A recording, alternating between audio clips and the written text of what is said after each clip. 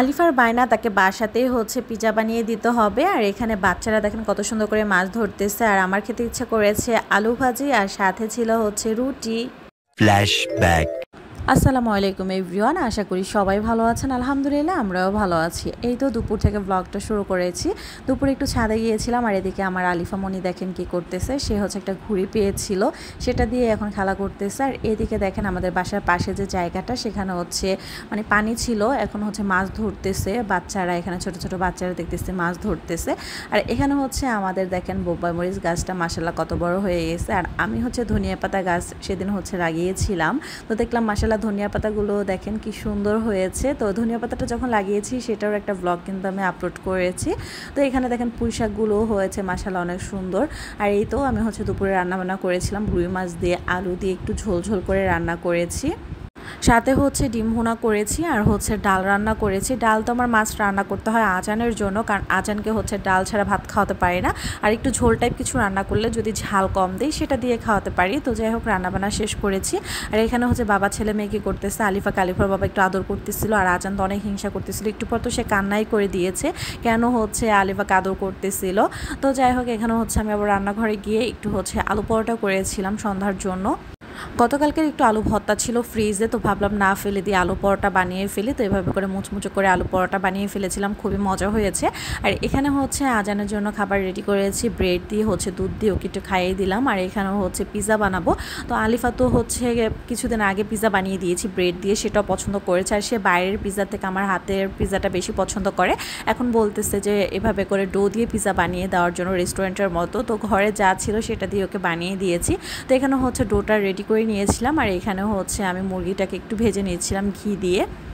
ইনশাআল্লাহ নেক্সট আরেকটা ভিডিওতে আমি আপনাদের সাথে এই ডো দিয়ে পিৎজাটা আমি আপনাদের সাথে শেয়ার করব। তো এখানে হচ্ছে মুরগিটা একটু সুন্দর করে ভেজে নিচ্ছিলাম। আলিফার রেস্টুরেন্টের খাবার বেশি পছন্দ, মানে ও অনেক বেশি পছন্দ করে। তো হুটহাট করে সে কখন কি খেতে চায় সে নিজেও জানে না। তো এখানে হচ্ছে আমি ডোটাকে সুন্দর করে রুটির মতো গোল করে একটা প্যানের মধ্যে নিয়ে নিয়েছি। তারপর হচ্ছে কাঁটা চামচ দিয়ে এভাবে করে কেচে কেচে দিচ্ছিলাম। তারপর দিয়ে দিয়েছি হচ্ছে টমেটো সস, সুন্দর করে চারপাশে টমেটো সসটা দিয়ে দিয়েছি। তারপর হচ্ছে ভাজা চিকেনগুলো দিয়ে দিব। একদম সিম্পলভাবে ঘরে যা ছিল তা দিয়ে হচ্ছে ওকে আমি বানিয়ে দিয়েছি। তারপর হচ্ছে এখানে চিকেনগুলো দিয়ে দিব একটু কিছুটা পেঁয়াজ, আর তো কিছুই ছিল না, ক্যাপসিকাম এটা দিলেও আরও ভালো লাগতো, ক্যাপসিকাম তারপর হচ্ছে সসেস।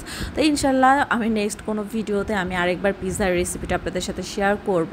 তো এখানে হচ্ছে চিজ দিয়ে দিলাম, মজারেলা চিজ সেটা হচ্ছে দিয়ে দিয়েছি, সুন্দর করে চারপাশে ছড়িয়ে দিয়েছি। তারপরে দিয়ে দিয়েছিলাম কিছুটা অরিগানো। তো অরিগানোটা দিলে কিন্তু পিৎজার যে একদম মেন একটা স্মেল সেটা কিন্তু চলে আসে। তো এখানে হচ্ছে পিৎজাটা আমি রেডি করতে দিয়েছি। আর এখানে হচ্ছে আমি রুটিগুলো বানিয়ে নিয়েছিলাম। হঠাৎ করে আমার মন চাচ্ছিল যে রুটি আর আলু ভাজি খাবো, তো এই জন্য। আর এখানে হচ্ছে রুটি বানানো শেষ করার পরে দেখি আমার পিৎজাটা হয়ে গেছে। তো পিৎজাটা হচ্ছে আর একটু কম সময় আমার চুলায় রাখা দরকার ছিল। আর এই পিৎজাটা যে আপনারা যদি বানান অবশ্যই হচ্ছে ইলেকট্রনিক যে চুলাটা সেটাতে বানানোর চেষ্টা করবেন, কারণ একদম সরাসরি চুলায় বানালে একটু হার্ড হয়ে যায় নিচে সাইডটা, কিন্তু খেতে কিন্তু অনেক মজা হয়েছিল। তো যাই হোক এখানে হচ্ছে আলু ভাজি করব। এখানে প্যানে করে আমি হচ্ছে পেঁয়াজ, কাঁচামরিচ, শুকনা মরিচ দিয়ে একটু ভেজে নিচ্ছিলাম। আর এখানে আদা রসুনের পেস্ট দিয়ে দিয়েছিলাম হাফ চামচের মতো, আর সাথে লবণও দিয়ে দিয়েছি। দিয়ে একটু ভেজে নিয়ে তারপর হচ্ছে আলুগুলো দিয়ে দিয়েছিলাম, একটু হলুদ গুঁড়ো দিয়ে দিয়েছি সাথে, দিয়ে একটু নেড়ে চেড়ে নেব। হঠাৎ করে যে কখন কি আমারও খেতে ইচ্ছা করে জানি না, আমার মন চাচ্ছে আমি আলু ভাজি দিয়ে রুটি খাবো। অনেক দিন হয়েছে সাদা রুটি করি না, মানে পরোটাই বিশেষ করা হয় আমাদের। এখানে হচ্ছে ফুচকা আনা হয়েছিল, তো ফুচকাটা কিন্তু অনেক মজা আমাদের এইখানে। যারা আমাদের নিয়মিত ভিডিও দেখেন তারা জানেন। আর আমার মেয়েকে দেখেন হোমওয়ার্ক করতে বসলে কত কথা যে সে বলে, হোমওয়ার্ক বাদ দিয়ে আমার সাথে গল্প করা শুরু করে, এই কথা সেই কথা সে শুরু করে দেয়। এখানে কিছু জিনিস আনা হয়েছিল, এখানে শ্যামাই, তারপর হচ্ছে বিস্কিট, মানে একদম টুকিটাকি যা যা লাগবে সেগুলো নিয়ে আসছিলাম। নরুজ, দুধ এগুলো হচ্ছে লাগবে। আর যাদের ঘরে বাচ্চা আছে তাদের ঘরে হচ্ছে মনে করেন এত এত জিনিস প্রতিনিয়তই লাগে। আমার প্রত্যেক সপ্তাহে এত এত জিনিস আনতে হয়। তো যাই হোক সব কিছু জিনিস আমি গুছিয়ে নিয়েছি। এখানে আমার আলু ভাজিটাও হয়ে গেছে।